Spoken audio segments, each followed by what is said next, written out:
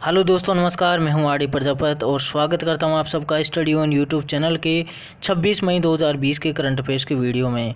दोस्तों, अगर आप आज के करंट अफेयर्स की पीडीएफ पाना चाहते हैं तो आप हमारे टेलीग्राम चैनल से डाउनलोड कर सकते हैं, जिसकी लिंक आपको वीडियो के डिस्क्रिप्शन में मिल जाएगी। दोस्तों, हर रोज़ हम 10 से 12 महत्वपूर्ण करंट अफेयर्स की चर्चा करते हैं, तो उससे रिलेटेड जो भी फैक्ट है उनकी भी चर्चा करते हैं। अगर आप हमारे चैनल पर नए हैं तो जो वीडियो को पूरा अंत तक देखें, और जो भी अगर आपको वीडियो पसंद आता है तो लाइक करें और चैनल को सब्सक्राइब करना बिल्कुल ना भूलें। तो दोस्तों, करंट अफेयर्स की ओर चलने से पहले हम चलते हैं आज के जो मोटिवेशन विंडो है उसकी ओर।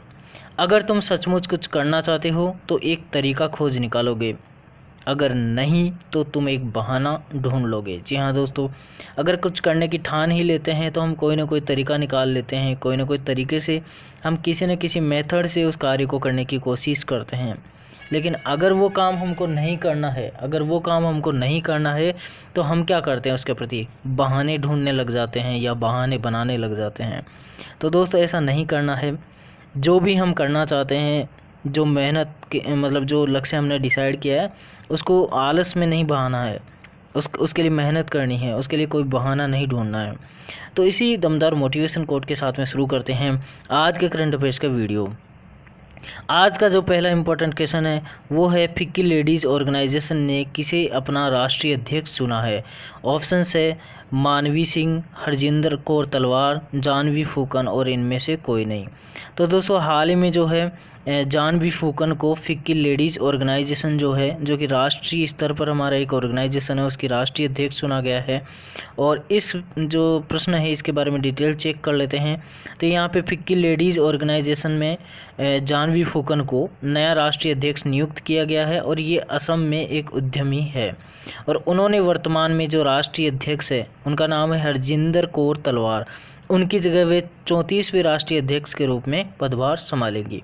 और फिक्की देश का शीर्ष उद्योग मंडल का महिला संस्थान है।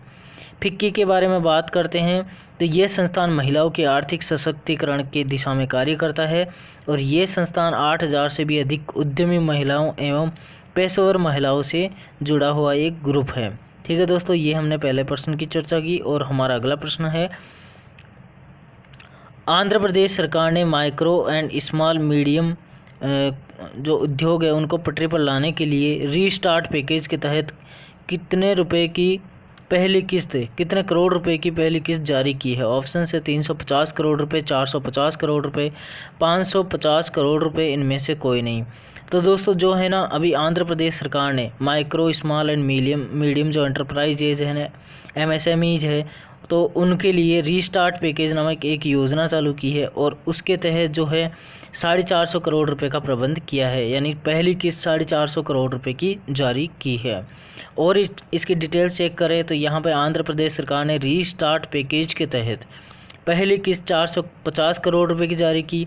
आंध्र प्रदेश की इस योजना का उद्देश्य लॉकडाउन के कारण प्रभावित हुए अति लघु लघु और मध्यम व्यापारिक संस्थान जो है, यानी कि एमएसएमई को फिर से शुरू करना तथा उन्हें मजबूती प्रदान करना है। रीस्टार्ट पैकेज के तहत अप्रैल, मई और जून के महीने में एमएसएमई के सभी न्यूनतम बिजली जो बिल जो है उनको माफ़ करेगी, और एमएसएमई को पटरी पर लाने के लिए कम ब्याज दरों पर 200 करोड़ रुपए की इनपुट पूंजी भी प्रदान करेगी। ये ऋण भारतीय लघु उद्योग विकास बैंक द्वारा प्रदान किए जाएंगे, और इस पहल के तहत 254 करोड़ रुपए की दूसरी किस्त 29 जून 2020 के बाद जारी की जाएगी। तो ये हमने बात की, आंध्र प्रदेश सरकार जो है रीस्टार्ट प्रोग्राम के तहत जो 450 करोड़ रुपए जारी की है एमएसएमईज को डेवलप करने के लिए, क्योंकि अभी जो है कोरोना वायरस जो है उसकी जो कोरोना वायरस महामारी के कारण जो है उद्योग धंधे जो भी है सब बंद पड़े हैं। ऐसे में उनकी आर्थिक स्थिति संभालने के लिए आंध्र प्रदेश सरकार ने यह पहल शुरू की है, रीस्टार्ट पैकेज। ठीक है।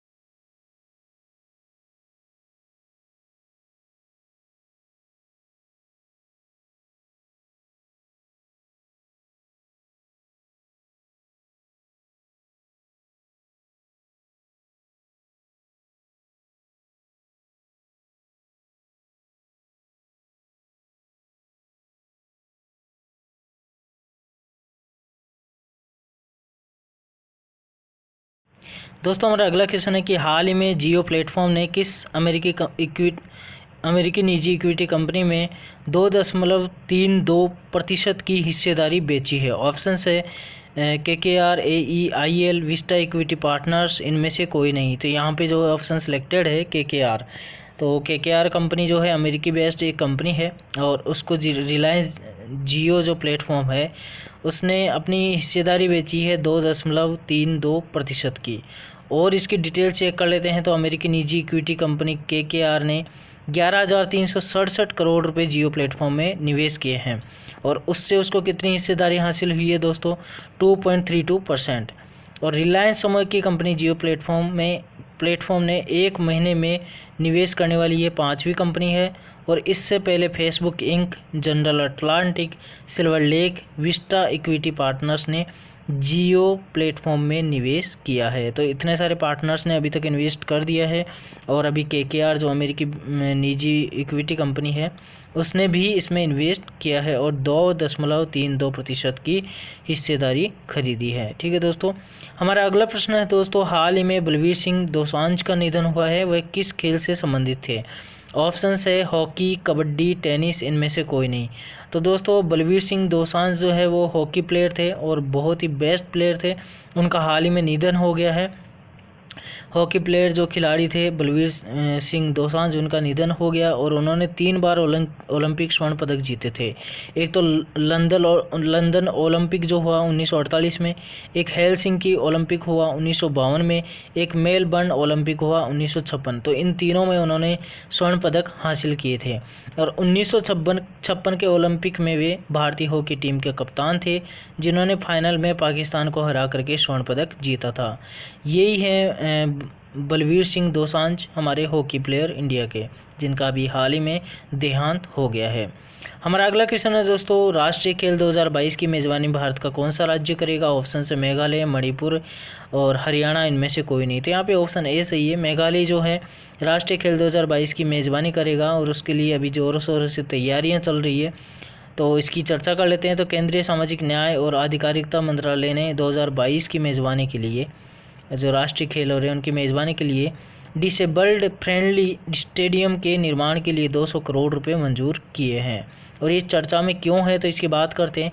कोविड-19 महामारी के बीच भी मेघालय सरकार राष्ट्रीय खेल 2022 के 39वें संस्करण की तैयारियों में जुटी हुई है। और तो ये नेशनल गेम्स मेघालय में होने वाले हैं जो कि 2022 में होंगे और उनकी चर्चा हमने की। यहाँ पे मेघालय की बात करते हैं तो 21 जनवरी 1972 में इसकी स्थापना हुई थी। राजधानी शिलांग है, सबसे बड़ा जो जिला है वो भी शिलांग है और जिलों की संख्या 11 है। मुख्यमंत्री कॉनराड संगमा है। राज्यपाल तथागत राय है। विधानसभा की 60 सीटें, राज्यसभा की 1 सीट और लोकसभा की 2 सीटें हैं। तो ये मेघालय की यहाँ पे स्थिति देख लेते हैं मैप में। मेघालय के उत्तर की साइड में देखो यहाँ पे असम है और इस साइड में देखिए ये बांग्लादेश की सीमाएं इसके साथ में लगती है। यहाँ पे त्रिपुरा है और इधर देखिए तो ये मिजोरम है। यहाँ पे ये जो है ये मणिपुर है, ये जो है यहाँ पे नागालैंड है और इस साइड में आपको पता ही है कि इधर म्यांमार स्थित है। तो ये तो मेघालय की स्थिति होगी यहाँ पे। और मेघालय में कुछ वन्य जीव और राष्ट्रीय उद्यान भी है, तो आप इनके स्क्रीनशॉट ले लीजिए या फिर नोटबुक में उतार लीजिए। हमारा अगला क्वेश्चन है दोस्तों, विश्व थायराइड दिवस कब मनाया जाता है। ऑप्शन है 24 मई, 25 मई, 26 मई, इनमें से कोई नहीं। तो जो विश्व थायराइड दिवस है वो हर वर्ष 25 मई को मनाया जाता है और इस बार भी ये 25 मई को मनाया गया है। तो विश्व थायराइड दिवस पहली बार 2008 में अमेरिकन थायराइड एसोसिएशन और यूरोपीय थायराइड एसोसिएशन द्वारा मनाया गया था। थायराइड सबसे बड़ी ग्रंथि है और इसमें उत्पन्न होने वाले हार्मोन शरीर के कई कार्यों को प्रभावित करते हैं। जो विश्व थायराइड दिवस हम मनाते हैं उसके क्या क्या उद्देश्य हैं तो उसके बारे में चेक कर लेते हैं। थायराइड स्वास्थ्य के बारे में जानकारी या जागरूकता फैलाना और थायराइड रोगों के प्रसार के बारे में जागरूकता पर बल देना। थायराइड के प्रति आने वाले नए उपचार के तरीकों के बारे में जागरूकता फैलाना। थायराइड के प्रसार और कारणों के बारे में जानकारी देना। ये ही थायराइड जो है विश्व थायराइड दिवस है उसका मनाने का उद्देश्य है।